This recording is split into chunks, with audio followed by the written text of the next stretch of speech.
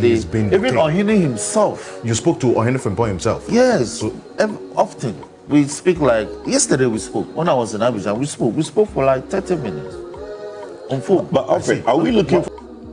In fact, about 5 days ago, we were just about getting into the late hours of the day when Parliament gave us confirmation of what we, the media, had already picked up earlier in the day. That this member of Parliament, the man you just heard him speak,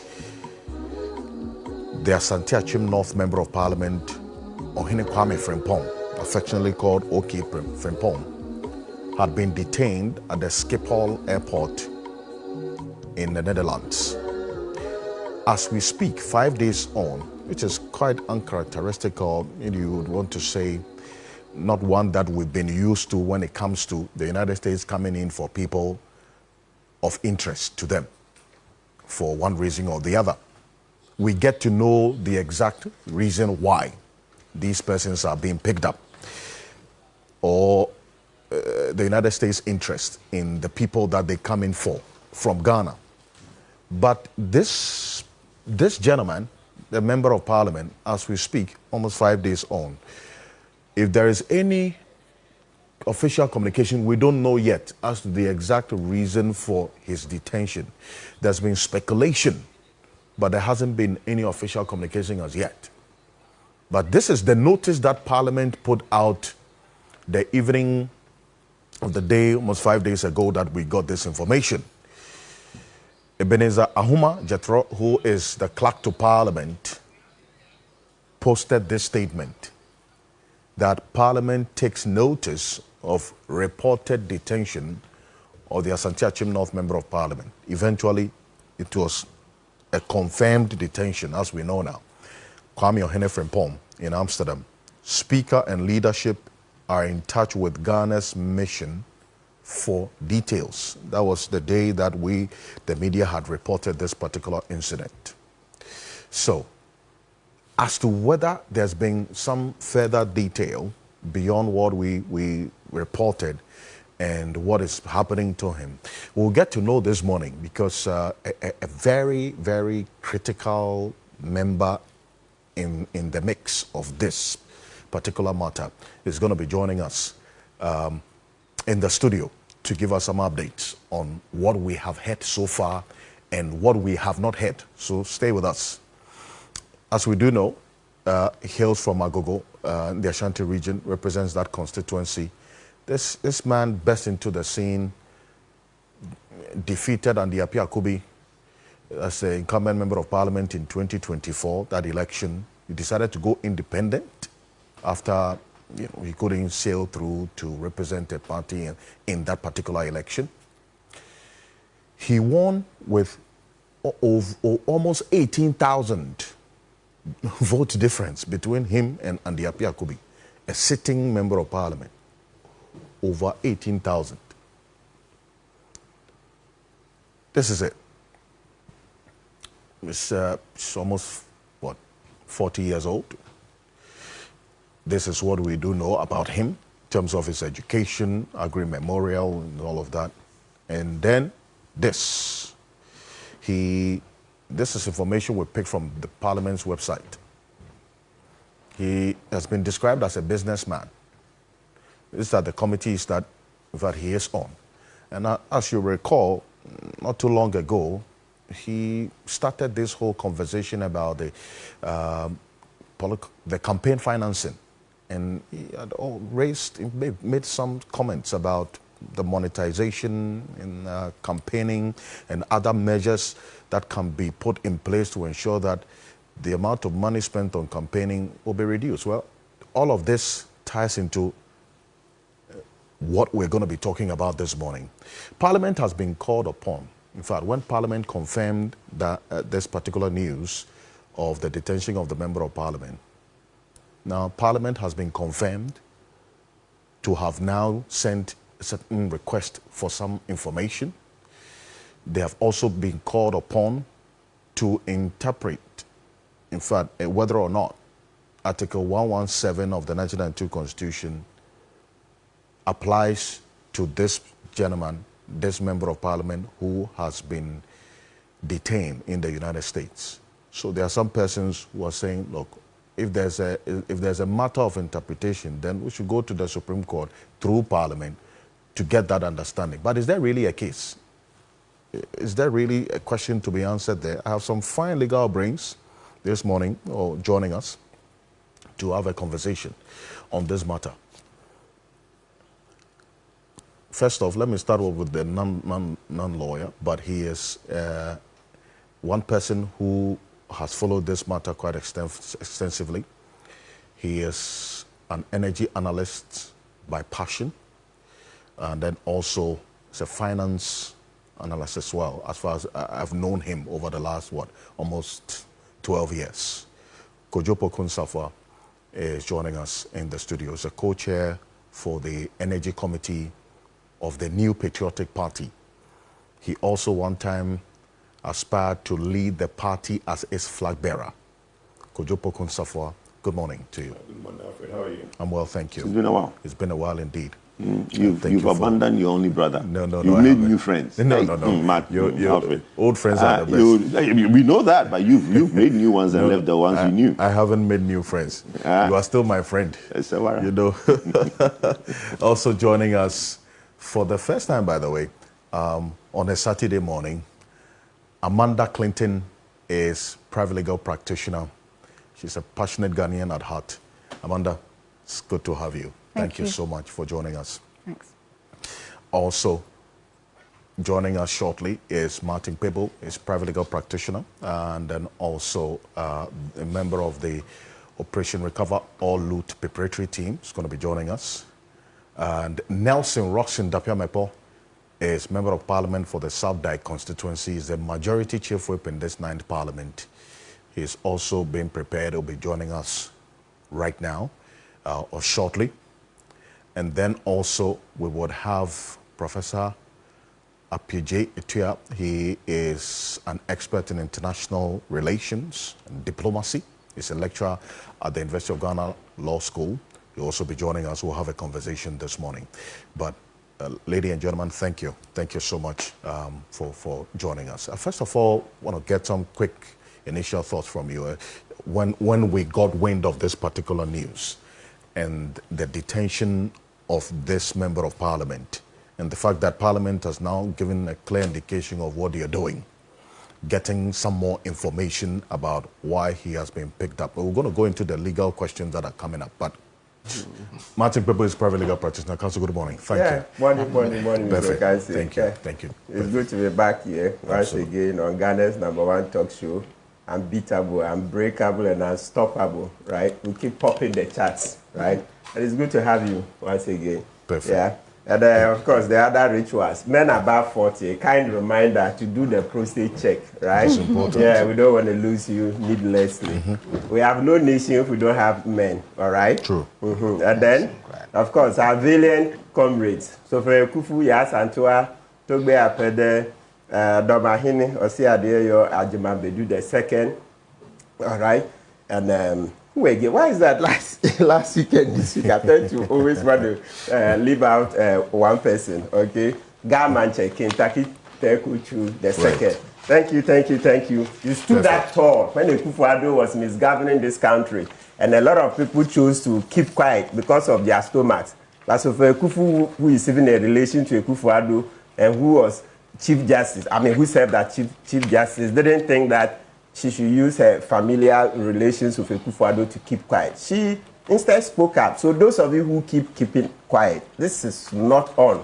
We can't have a nation if you're always self-centered. You're looking at the benefits yourself and your family alone. No, you must think about the nation as well. So if anything is going wrong, stand up. It doesn't matter what you're benefiting. Okay, you see Professor Jampo here. Yeah. So if anything is going wrong, it's not everything you can defend. It's not everything you can defend. When it's obviously wrong, I'm sure Jampo will speak against it.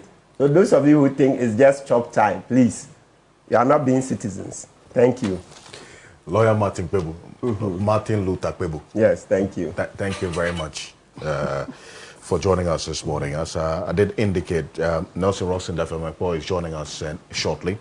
We'll also, as we go on, Kweku Ansasari is a former director of the Ghana School of Law. He will also be joining us shortly.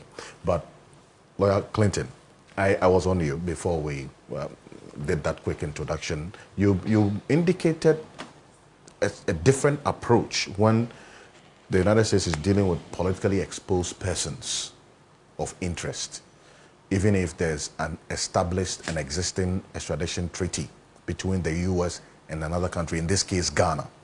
So we should not be surprised with the different approach they took, because there are exceptions in this instance, because this is a member of parliament, and so they will not communicate to Ghanaian authorities that this is the person we are interested in, we're looking into this person because of A, B, and C.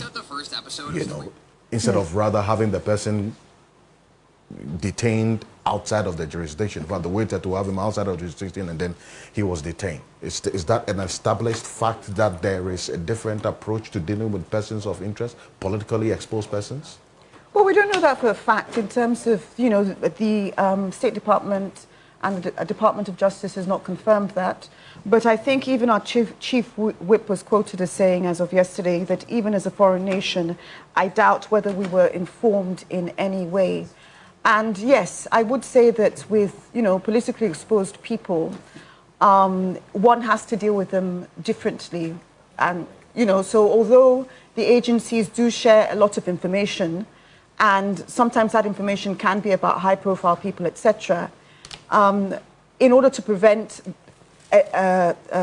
intelligence being compromised, in some instances, they would elect not to share all that information. See, intelligence being compromised, that borders on trust. Is that to say that they don't trust? No, I wouldn't. The Ghanaian authorities or collaborators in this instance? I wouldn't say that specifically, because, for instance, Interpol Ghana sits within CID, and I've dealt with them several times. And Interpol Ghana cannot act without their instructions being minuted on by the Attorney General.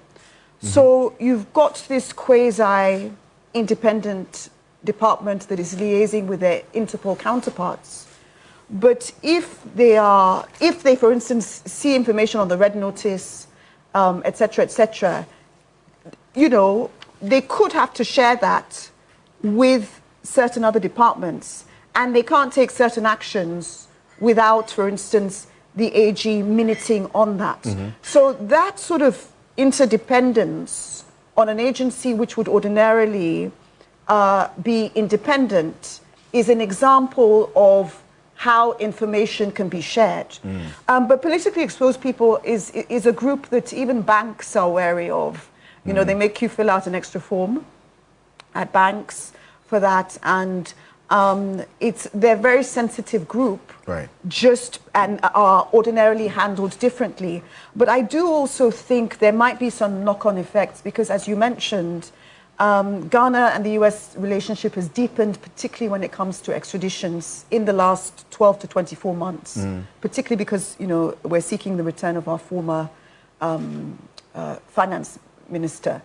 And, should the US carry on and insist on this extradition, even though Ghana is going to fight it, as they've indicated, and he does go across, I think it'll be interesting to see if in the next 12 to 24 months we see a sharp drop in the amount of people that are extradited from Ghana because of that policy-wise, how that will affect how our judiciary reciprocates and how our executive reciprocates, because, as you said, it's about trust, a diplomatic relationship, etc. And, Russia, for instance, does not extradite in any form or shape. And Ghana will continue extraditing, but I think we won't give away our people so easily, perhaps, in future. I see. Kpebu, I mean, did this also, come to you as a surprise that this detention of the Member of Parliament took a different turn or different route as compared to what we have seen when it comes to the United States getting persons of interest to them in matters related to transnational crimes, romance scams, and so on, we've seen quite a number of Ghanaians extradited in that particular process. And when we have our authorities notified, there's a collaborative investigation. If they are here in Ghana, they are arrested, and then the processes are employed before they are extradited. But in this instance, no information as far as we do know. And that's one thing we'll be finding out from Nelson Mosinda, whether they had any hint or the Ghanaian authorities were informed that the U.S. is looking into this gentleman, that's the member of parliament, and so, well, just being there known. But then we will not arrest him. Let him get out of the jurisdiction, and then we're going to arrest him. How did that get to you? Well, to be candid, I'm not surprised at all that Honorable Ohene Frimpong is being arrested in this fashion. The answer is glaring. Look, it's about the Oforiatta case. How? Oh, yes, how do you link the two? Oh, yeah, it's straight. We don't need to mince words about this. I see. It's become clear to us that Oforiatta is not coming anytime soon, right? Because he has the best of lawyers. The initial, when it was said, people say, why do you say top-notch for lawyers? You know, John Ashcroft is one of the first persons to have supported Donald Trump when it was unpopular. But he looked in the crystal ball and saw that, look, the American people will vote for this man. So he was one of the first guys to get off the blocks to throw his support behind Donald Trump, and it worked.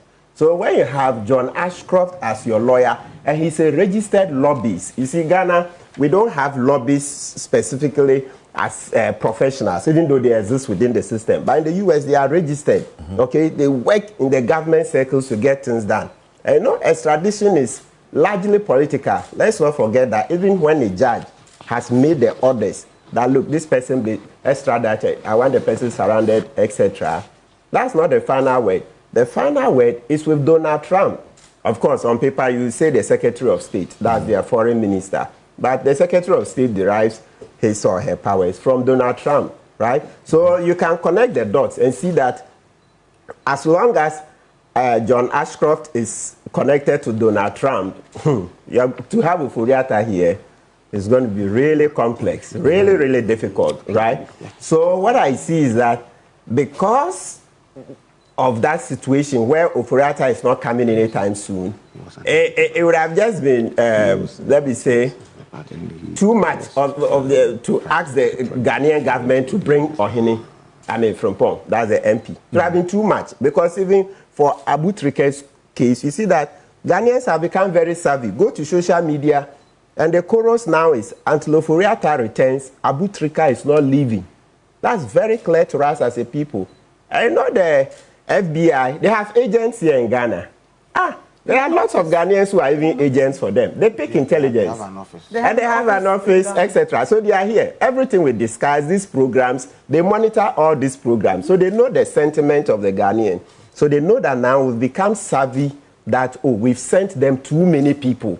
So until they bring Oforiatta, we don't want any of our citizens going.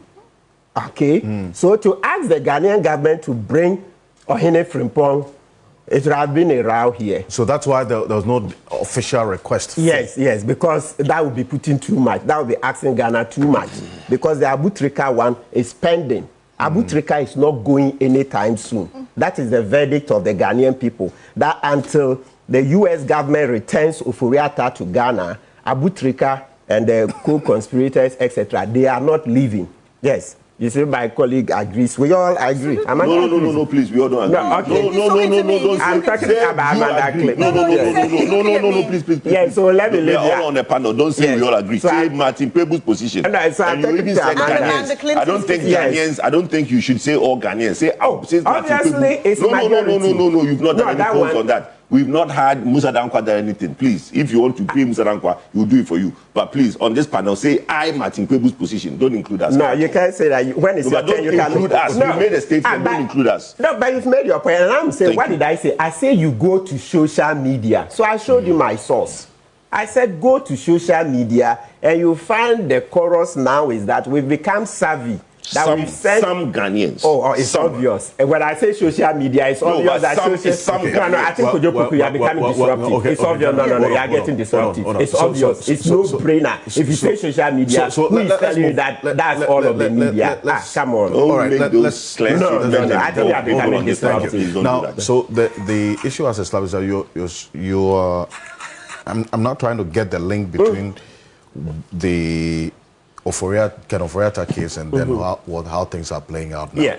But then again, there's an established treaty which is active, working, and has been employed in a number of instances. Yeah. I mean, does it give room for such exceptions? Oh, look, I told you, extradition is politics. That's what it is. And in politics, the number one thing they will tell you is that it's always about the nation's interests. So as for the document, don't put too much premium on it. Remember, this is an old document. Even when you read it, you read the extradition treaty, some of the words and how we are interpreting it today is something for another day. So simply, yes, you can have an agreement that somebody can drive a coach and a nail through it. So it's not too much about the document. It's all about the political might, right? Yes, that's why it is. When it comes to diplomatic relations, etc., it's about your bargaining power. Yes, there's a document, but this document, when you read the Vienna Convention, they've made 1,001 exceptions. Though there's an agreement, the exceptions are always developing because it's about geopolitics. It's the relations. It's the relations. And beneath the relations is the political might. You see, Donald Trump had to get up to go to China. He needs help on the Strait of Hormuz. Yes. A few years ago, who would have thought that Trump would be on his knees with the Chinese? And you heard Xi Jinping making it very clear that the U.S. and China are equal. They are equal. None is subservient to the other, etc. So this whole thing is about the bargaining power. It's about the power. It's about power. It's not too much about the white and black letter of the law. So that's why the U.S. would have rather waited for him to get out of the jurisdiction? Absolutely.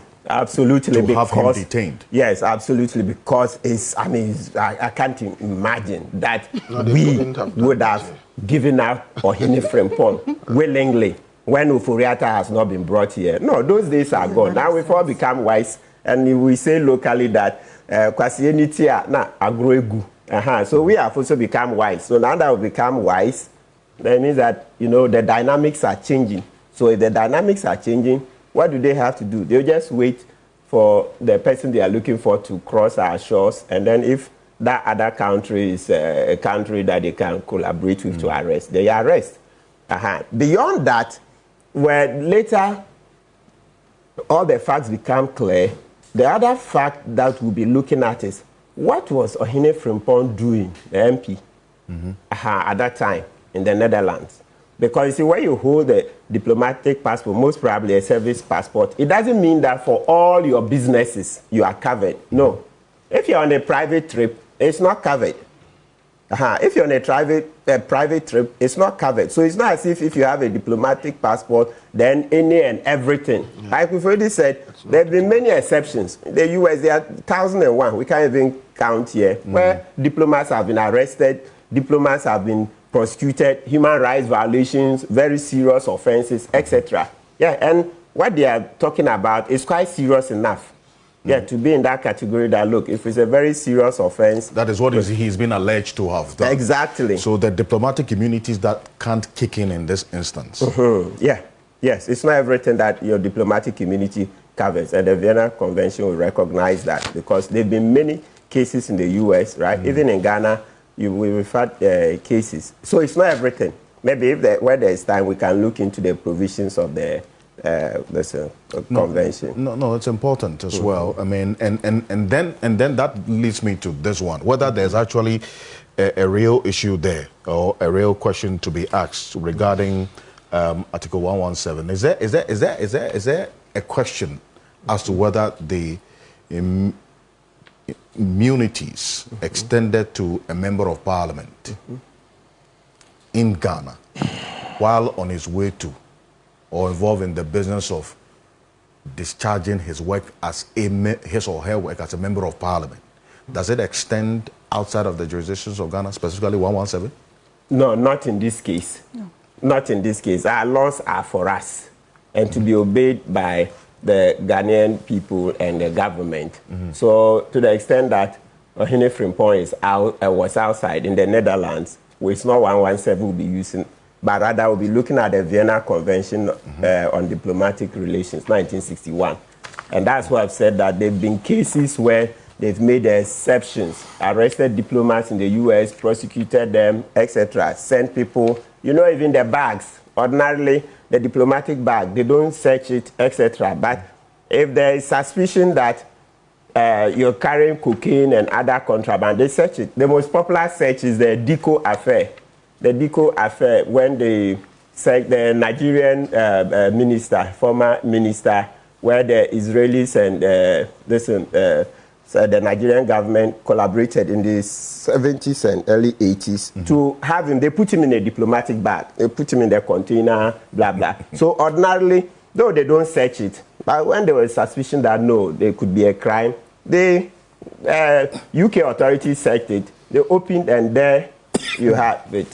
Diko was inside the diplomatic bag. And so people were prosecuted, right? Yes, so the law is not meant to favor or promote somebody's crimes. No, when you read the Vienna Convention of Diplomatic Relations, even in the preamble, they tell you that it is not for individual benefit. It is to promote the functioning of the state, right? So even from the preamble, you just see straight away that this is not an aid.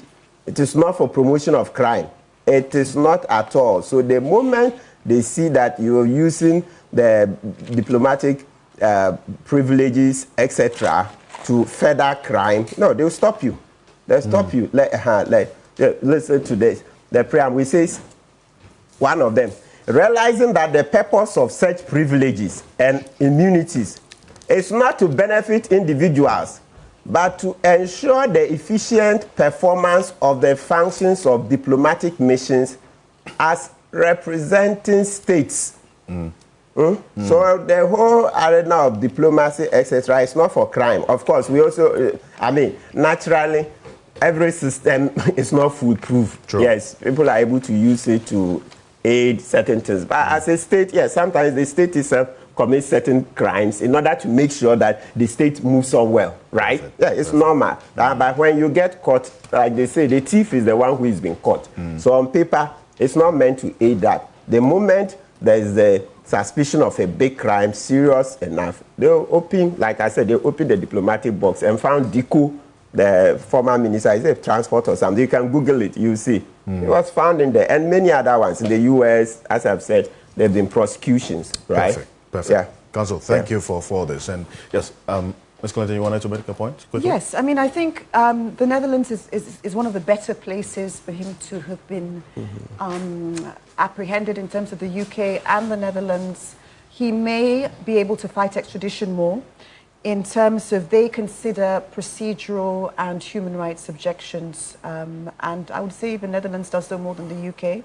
And the UK has prevented the extradition of Pinochet and Assange, you know, very much on, you know, strong legal arguments. And so if he gets good lawyers to make strong legal arguments in the Netherlands, he could well beat this, but certainly not on immunity alone, because he doesn't enjoy full immunity, given the fact that he isn't a consulate employee, etc. So the Netherlands is basically going to look at things like treaty compliance, dual criminality, fair trial rights, prison conditions, proportionality, as well as if there's any political motivations involved, which in this case there isn't. And his lawyers will throw everything, I think, into his defense. Ordinarily, I mean, although some people have mooted that it could take a month, I think he should try and push it for longer, in case they go into deeper arguments. But from the little I've heard, I think Ghana is going to fight the extradition. But in fighting it, Article 117 is unlikely to protect him outside the jurisdiction. And with the Vienna Convention, he doesn't get full immunity anyway, just because he wasn't a consulate employee, etc. So the best thing he can do is to fight it on procedural and human rights objections, basically. I see. And Nelson Roxen-Daviambo is the majority chief whip in this ninth parliament. He's a member of parliament for the South Dyke constituency. Good morning to you, Honorable. Thank you for joining us. Morning, morning to my co-panelists. Perfect. Good morning to your viewers. Great. Now, Prof, I want you to hold on a bit for me so we get some information regarding what has happened. Then I'll come to you. Please. When this matter became public, about 5 days ago, almost, one of the issues that came up was when he left Ghana, when he was arrested, and what more we do know. What have you been informed? Because he's doing business with you in Parliament.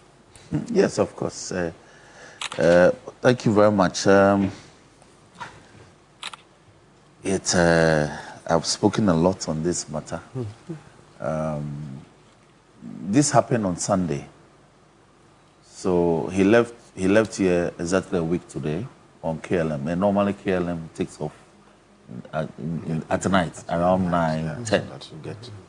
But I think they left here around 10. KLMBA, they normally leave around 10. So and he was on his way to London. He has a family in London. He has children in London. So he frequents London. As his script, I know that. So naturally, when you're on KLM, you transit through Schiphol. Yeah. So they got to Schiphol, and there was a scene. There was a scene? Yeah. So they interrogated him for some minutes and then intercepted him, sort of detained him. So his call, normally all my call, they call me at any time because the call was coming around 5:30, yeah, I should say. But I didn't see. 5:30 a.m. a.m. But I didn't see. You know, that's when you on the Sunday. You get to Schiphol around 5. So when you are going through the motions, By 6, so 6:30. by 5:30, the call was coming. And I didn't pick. I was in the village, you know. We had a difficult, a tedious Saturday then. So, but he was in the company of another colleague MP. So he also started calling. But then, so in a matter of minutes, I've had like 15 calls in between the two. So eventually I picked his. That is the colleague MP? Yes, that's Ohene. And he That's said, Ohene? yes, and he said, boss, quick, I'm being arrested. And he likes to speak tree with me. You know, he's the one who spoke tree in Parliament. But he's been on an agenda that he wants to speak tree in Parliament. So he likes to. And then he started, and I said, okay. Then he handed me over to the other colleague. Because he had the privilege to speak, because he was being prevented even from talking for long on the phone. So we went into the issue, and the people were boisterous, they were, gang-ho. They were not even they nearly manhandled him because he was trying to ask for some clarifications. Okay, where is the warrant? If you are saying that there's a warrant issue for his arrest and extradition to the US, let's see the warrant. Let's see the basis. International laws, they were not bothered. All they were bothered about was to handcuff him and whisk him away. So I told him that he should slow down, otherwise they could handle him. And so we talked. And so the long and short is that he was taken away and placed in cells. So he canceled his flight and stayed with him around the airport. That's the colleague MP? Yes. Then, me too, when it happens like this, I have principles. So I began the course. My leader, Mama Yariga, the foreign minister, his deputy, the ambassador to Hague, my attorney general, frantic calls, the clerk, speaker. So eventually I got my leader.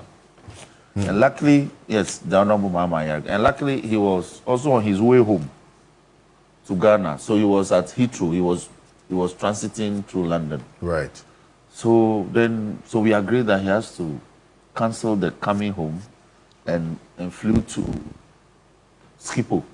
I see. So he flew to Schiphol to go meet with Ohene 2 to 3 hours. And so he actually was the first person who went to meet him, and they spoke. And it's a very difficult situation. So quickly on calls with the coordination. So the ambassador, first we got the chief of protocol at a mission in The Hague, who got the Ambassador Edson. He came in. So we agreed that we need to get him a lawyer. So we got a Ghanaian based in The Hague. He's a legal practitioner, but he practices in The Hague. So we got him involved. So he's the one who's been handling the matter thus far. The prosecutors have asked for some information from us. We provided those. But as we speak, they still haven't told us the reasons. There's no communication on the reason for the detention? They are still coy about the basis. But what we've got to know, that was 3 days ago. So all this happened, I had to leave for Abidjan for parliamentary duties. I just got back yesterday night.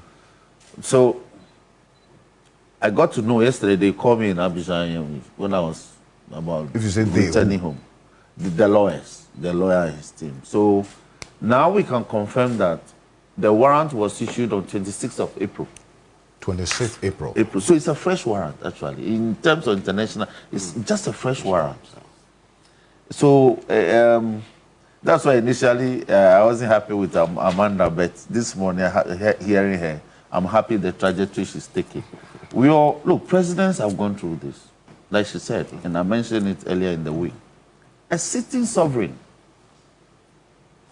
on his way to attend an international conference, transiting through, I think, Gatwick or Heathrow. They stopped him, Pinochet. The matter traveled all the way to the House of Lords. Pinochet 1, Pinochet 2, Pinochet 3, if you read. Sitting sovereign, head of state, president. They arrested him. And she mentioned Juliana Sangi. I mentioned it within the week. So this is not a social media matter. It can happen to anybody.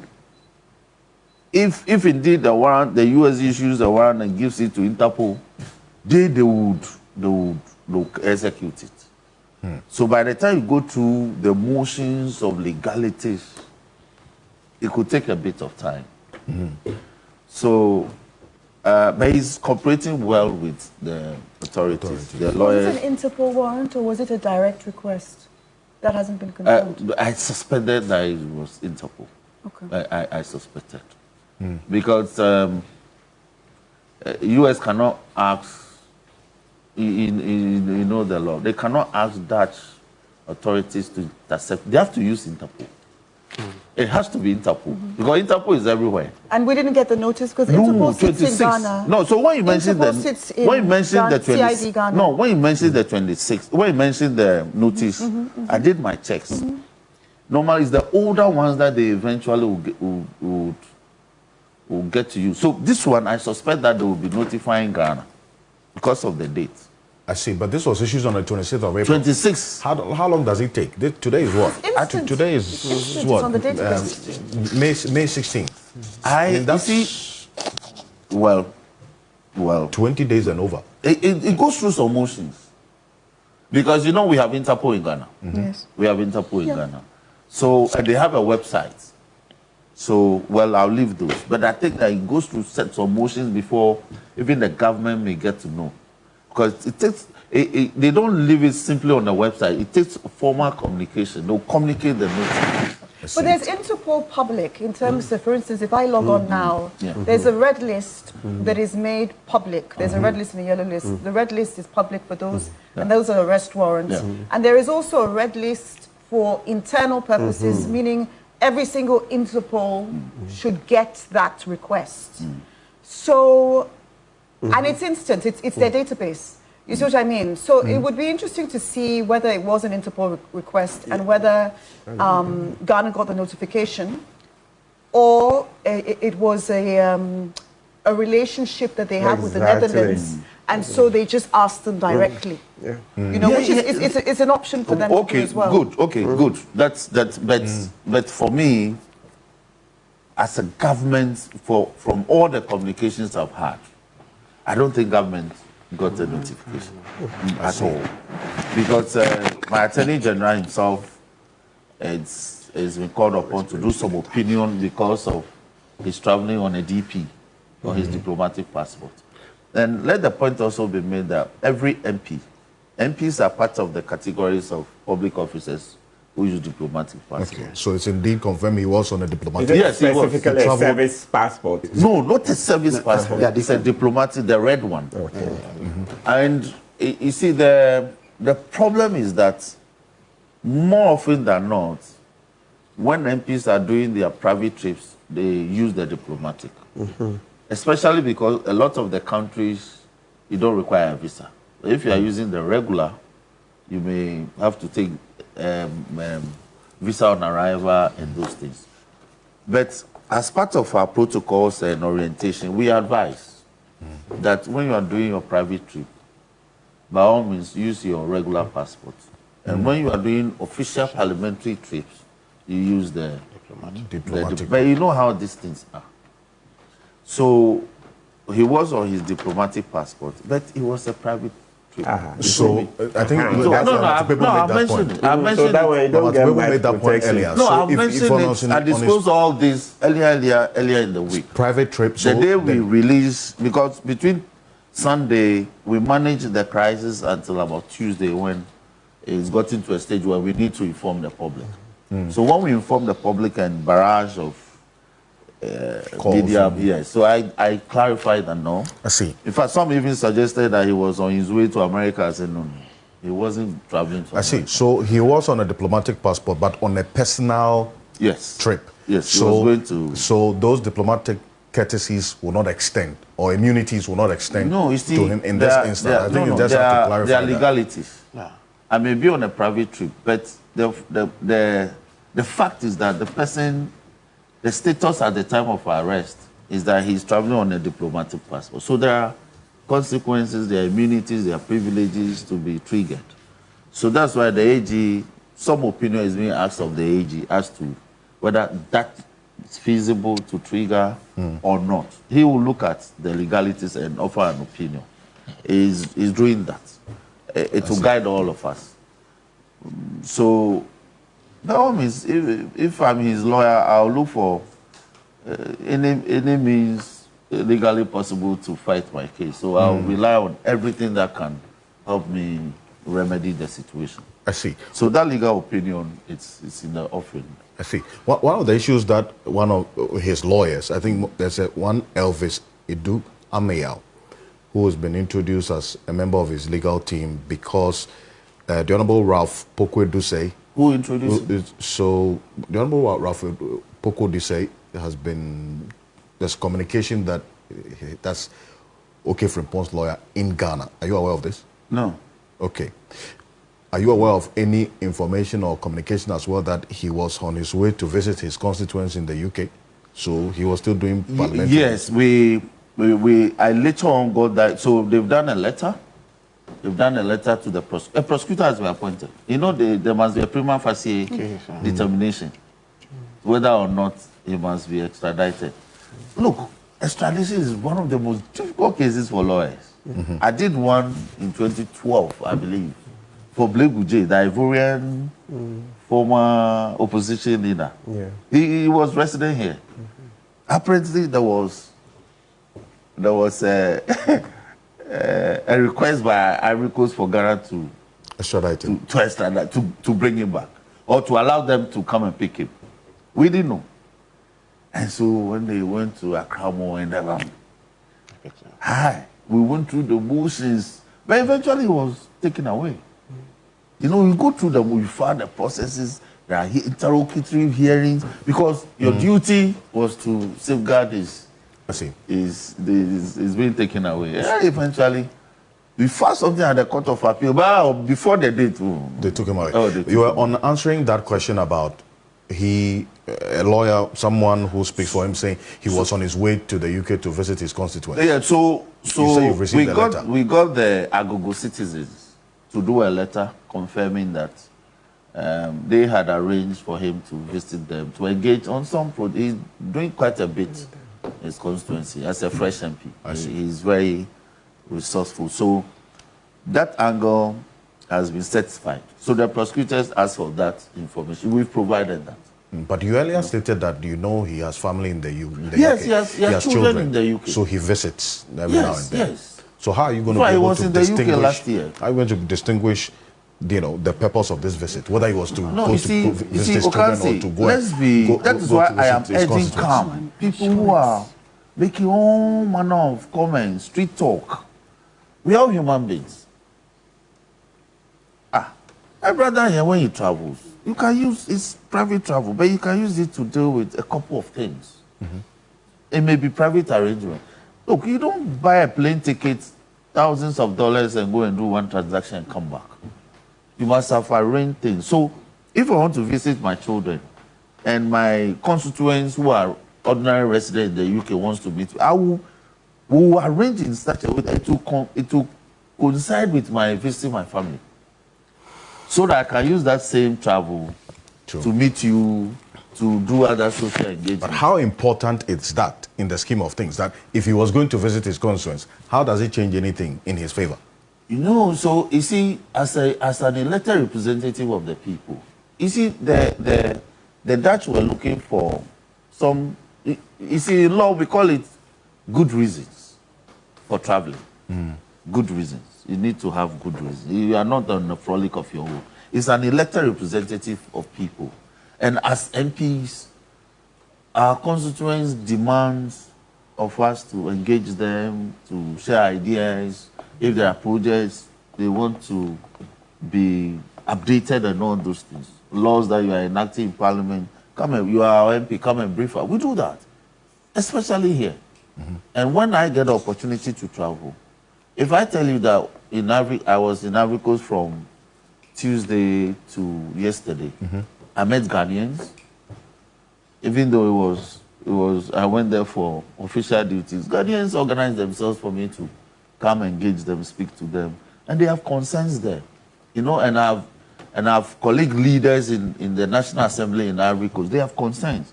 They've communicated that to me. Yesterday, I went to meet some of the leaders in the National Assembly and communicated the concerns that the Ghanaians have to them. So as it were, deal with. So MPs, this is what we do. And I brought our code of conduct as part of the discussions. Right. So no MP will go out of his way to, to scandalize, the government, the parliament, and all that. So a quick question from Dr. Kwame Asante. He says, good morning. If the arrest warrant was issued on the 26th of April, does the arrest warrant normally have the details of the reason for his arrest? Because you have to be told why you are being arrested, is it not? Exactly. We've been asking this. In fact, that morning I spoke to the arresting officers. And they say, no, they are under no obligation to reveal the reasons to me. Well, I can understand at that time, they didn't know who they were talking to. But to date, even the prosecutor hasn't revealed the reasons why. Yeah. As for him, they will reveal to him. That is arrest 101. And as for himself, they will He's not been told. No, it cannot happen. Oh. No. Yes. A copy. Exactly. Has he not? No, you can't change it. No, please. No, please. Everybody should relax. Kpebu. Look, the Europeans, they haven't. Even the arrest warrant, they were only shown. We have not been given a copy. Hey. The lawyer, he's just been shown. He wasn't given a copy. Hey. So there are regular things, but when they want to mess you up, they do things like this. So But the fact is that then we'll call in the Dutch ambassador. So he has to be hauled so in. The fact is that we've been shown the arrest warrant, and the arrest warrant doesn't contain the basis for the arrest. It does not. The reason for his arrest is not in the arrest warrant. No, it does not. It's just the date and the issuing authority. You have seen the arrest warrant? The lawyers explained it to me. In fact, I told him whether it's possible to get a copy. He's been shown a copy. But let me say this. When you're being arrested, it's your Miranda rights that is read to you. Yes. Nobody tells you why. It's Miranda rights. That's read to you. I mean, if you've been arrested, no. You can ask, but your Miranda rights, they can really. Martin, we've all been arrested before. In Ghana, we've all been arrested before. My brother, what I'm saying, what I'm saying, Martin, what is written and what is done. It's in the International Covenant for Civil and Political Rights. Miranda rights is read to you. You have a right to attorney, blah blah blah. Yes, your Miranda rights is read to you. I think I agree with him. The second stage is the basis. Exactly. And now at the point of arrest, arrest officers, stop that they tell you when we get to the station. Exactly. But you see, at the point of arrest, Evans, let's educate. No, that is why some people. It's not education. No, let's. That is why some people get into unnecessary fights with police. No, that's not education. You can say your experience, but it's not education. But let's say this. What pertains? Stop. It's not education. No, don't let him go on that side. That's not it. Say my experience. Different from law. The Miranda rights ritual is that you are first they confirm your identity. Yes. You are so and so. Say yes. You are under arrest for that. But very often they don't. No, but the point is that they very often they will say that you are under arrest. Very often they will eliminate that. Then they will say you are under arrest. You have they don't insert the reason. But the fact that they don't doesn't mean that it is lawful. Well, that's fine. Let's move on, Alfred. The point is, Alfred, yes, he's going to go to court. You see, the U.S. system, and let me come in here. The U.S. system, right, which is the indictment system, helps them to be very successful in extradition. And if we all know how the U.S. operates, they go to a grand jury and present all the case they have against the person in front of a grand jury. The grand jury now returns an indictment. When you are indicted, that indictment is sealed. So you have a sealed indictment. You'll be surprised that when you are arrested is when the indictment is unsealed. So even the people being arrested don't know what you've been indicted for. That is the U.S. system. So it is when you go to court, your first court appearance is when they will have unsealed the indictment and read your charges to you in court. That's how the U.S. operates. And everybody who's been through this process will tell you, when there is a sealed indictment, the people arresting you don't even know what the indictment is for. It's sealed. There's a reason they do that. Because they do not want a leak of what you, even in the U.S. Okay. When you are a U.S. citizen and there is a grand jury indictment, 8 out of nobody, I won't even say out of 10, nobody outside the case officers who went, or the AG who worked on the grand jury, knows what they've gotten the indictment against. When you are arrested, we've all seen movies of people being arrested, and we've all seen this. And some of these are very graphical. Let me land. You'll land on the point. Then you are now your first court appearance. Then your lawyers will be given a copy of your charges. I see. Now, Ms. Clinton, I'm coming to you because of your experience having handled some cases in the United States. I mean, I just want to United Kingdom. The UK, I beg your pardon. Yeah. Having referenced what happens in the US, that you're not told up front why you are being arrested. Is that consistent, I mean, with practice? Well, I mean, I think what's going to happen is at the extradition hearing itself, obviously evidence would have to be provided. Mm-hmm. And for instance, if this was the UK, I think they have a US extradition treaty of 2003, and the threshold is quite low in terms of the evidential threshold is low. If it's satisfied, then the person is extradited. Right. But in the Netherlands, the threshold is slightly higher, meaning that, they would have to satisfy why he should be extradited even more than the UK standard, where the threshold is low.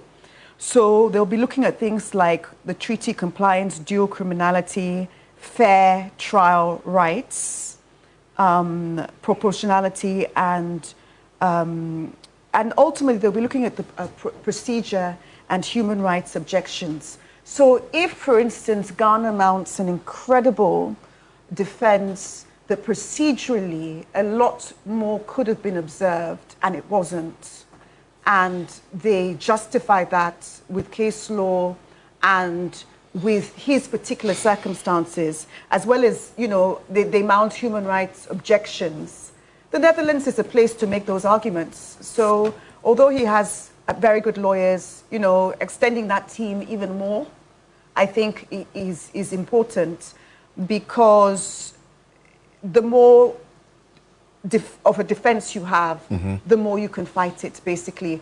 But even as a sitting member of parliament, yes, he didn't have full immunity, etc. However, there are certain courtesies one would have perhaps expected to have been extended to the Ghanaian government. And so maybe the Ghanaian government will take issue to that courtesy not being extended to them. So maybe they'll be bringing out some fine points about, you know, could we have been afforded that courtesy? And if not, then you risk this particular situation. Extradition. I see. But then I think that, yes. Look, let's correct this so that we don't mislead the public. Yes. Please, I'm telling you on authority that in the US, when they arrest you generally, you are shown a copy of the arrest warrant. You will know the reason the arrest. It's never the law that you are taken to custody and then long after when you appear in court. It's a lie. When you are arrested, then this is there are international conventions. So like what we are, yes, like what if Ghana, we who have less than Fourth Republic, less than 36 years, we have this in our constitution. How much about the US over 200 years? Look, our 14.2 says, a person who is arrested, restricted or detained shall be informed immediately in a language that he understands of the reasons for his arrest. It's 14.2. Yeah, Article 14.2. That's it. And it didn't come from here. If you read the International Convention on Civil and Political Rights, you find it there. So not even just for the reason for his arrest, but the detention and restriction. Yes. So these three levels. Yes. Yes. So even if it's not criminal, maybe COVID, so they want to restrict you so that you don't spread COVID, etc., or state of emergency, you have to be told. And this is it. We who are just how many years, we have this. Now how old the US read the full complement of 14.2 and it says it satisfies a person who is arrested, restricted, or detained shall be informed immediately in a language that he understands of the reasons for his arrest, restriction, or detention, and of his right to a lawyer of his choice. So that's what they say Miranda rights. But so as part of the Miranda rights, you'll be told why. No civilized nation today would pick you up and not tell you the reason. And the US, the ones that they use the arrest warrant, they'll show you. So just at the point of arresting you, they'll show you a copy so you can even read immediately. And some even give copies. So please, let's not make any mistake. And I think lawyer Elvis also is quoted as saying, this is a US-Illinois war arrest thing, and he did not want to go into charges levied against him. So that means he suggests he came from the Northern District of Illinois. Yeah. Is this what you know? You don't know this? Who said this? Ghana Web published this yesterday, quoting that's one lawyer, Elvis. Elvis who? Ameyao. As far as you know, this is a U.S. issued arrest warrant. Yes. But you cannot confirm that it's from the Northern District of Illinois. Look. It's okay. Matters like this. Thank you. Let me say that the lawyer that we got for him is called Joe Appiah, a Ghanaian based in The Hague, and he's the one. I've been the center of this storm since Sunday dawn. He's not appointed any lawyer in Ghana. No, he's in the UK. The office is in the UK. Yes. UK, right? Yes, UK-based lawyer. But it is the member of parliament for Bekwai, Ralph Poku-Eduse, who's been described as his Frimpong's lawyer in Ghana. He may be his lawyer for some matters, but in this matter, yesterday I spoke to Frimpong. May I quote the Fourth Amendment of the U.S. Fourth Amendment. A U.S. warrant must state the specific reason for the arrest. Under the Fourth Amendment of the U.S. Constitution, a valid arrest warrant must be issued by a neutral judge or magistrate based on probable cause. To meet this standard, the warrant document must explicitly name or describe the person to be arrested and detail the specific criminal offense or offenses they are charged with. And this is a Fourth Amendment right. When executing the warrant, law enforcement officers are required to inform the individual they are arresting of the charges against them, and upon request, show the warrant or provide a copy of it. So without that, means the warrant wouldn't stand. So in his case, I hope it doesn't state. So Amanda, it doesn't state, because it violates the Fourth Amendment right. Let me come here one second. You see what you read? They only showed it. They only showed it to the lawyer. He hasn't got a copy. No. And he's not been told why. Well, even better for him in court. Well, that's even better for him in court. But even let's say something else. But let's correct something. You see, when you talk about the warrant and the reason, please, the reason for the arrest is different from the charge sheet too. So at the point, if you ask for charge sheet, nobody gives it to you at the point of arrest. But as for why you are arrested, it's a must. That is a narcotic offense or defrauding by false pretense or this. So you are told it's the charge sheet that you get later. But to pick up somebody and not tell him that I'm picking you up because of X, Y, it's not possible. I see. No. But Nelson Rossi, you say that as far as you do know, his lawyer that you got him, Joe Apia, representing him there, was not told or has not been told till date. He's not been told. Even as of yesterday, even Ohene himself. You spoke to Ohene Frimpong himself? Yes. So, often we speak like, yesterday we spoke. When I was in Abidjan, we spoke for like 30 minutes on phone. But Alfred, are we looking for the charges? Well, Martin brought explanation. Are we looking for the charges or are we looking for... Really? So when you if we are told the reasons, all means it will be public knowledge. When you spoke to him yesterday. So the fact, look, we have not been told why he's been arrested. Then we have to call in the Dutch ambassador. He's only been told that we are arresting you. We are restraining you because there's a warrant for your arrest and extradition. Then he'll win the extradition. Then he'll win the extradition hearing if there is no reason. So I have told you, I have described even the circumstances, how they even nearly molested the colleague, maltreated him. That is molestation. I said, when you spoke to if you show people... Mr. Dampo has been magnanimous. When you spoke to Frimpong yesterday, how was he doing? That 30 minutes conversation. He's disturbed, but he's fine. Especially the social media talks. You know, some of the things being thrown out and bandied about. It's a human being. He's heavily distraught, but he's fine. It's fighting it. You know. Still in detention? Yeah, he's still in custody. But his lawyer has access to him, so he goes there every day. But this thing will take longer. They might go for bail hearing. They might go for bail hearing, and all those things will come up. Maybe they'll give him bail. Look, I have made the point that everybody should be calm. This matter, it has happened to sitting sovereigns. Okay. The NPP cannot be underestimated. You know it, I know it.